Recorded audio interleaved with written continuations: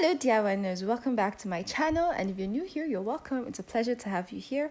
Without any waste of time, let's get right into the video. So today I'll be showing you how to make masa using very simple, basic ingredients that you can get anywhere comfortably. You're going to need some rice.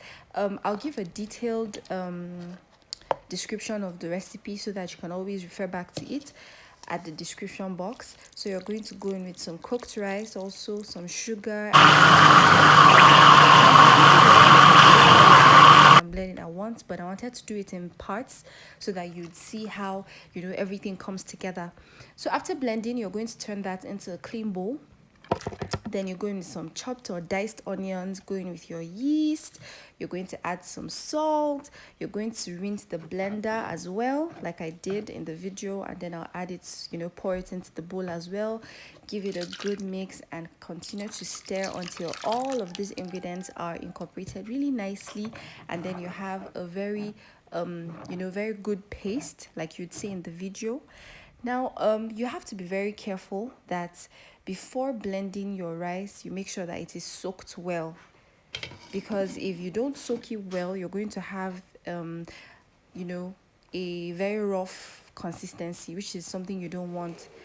Now I'm going to cover that up and allow it to rise. You can see how beautifully the batter has risen up, and this is what you should have. Look at the consistency there. It's not too runny, not too thick. It's just somewhere in between. And you're going to heat up your masa pan and then add barely a tablespoon or even less of oil into each pan, and then you're going to add the batter, the masa batter, and you're going to allow that to cook on low heat. Do not put this on high heat, if not you're going to have raw insides. So start to cook it on low heat, and then it would cook from outside, way into the masa, and you'd have perfectly good masas. Then you start to flip. Now don't worry if the first time you do it flops.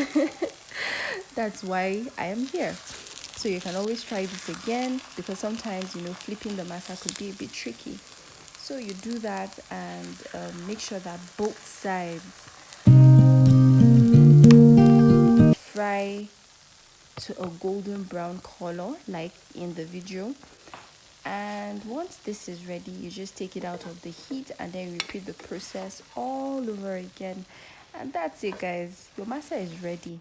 You can enjoy this with yaji, you can enjoy this with soup or whatever you like. In short, stew itself would work well with it. So let me know if you'd want to see that, and I'll show you in another video. So please remember to like if you haven't, subscribe so that you'll be notified whenever we post, and I'll see you in my next post. Bye.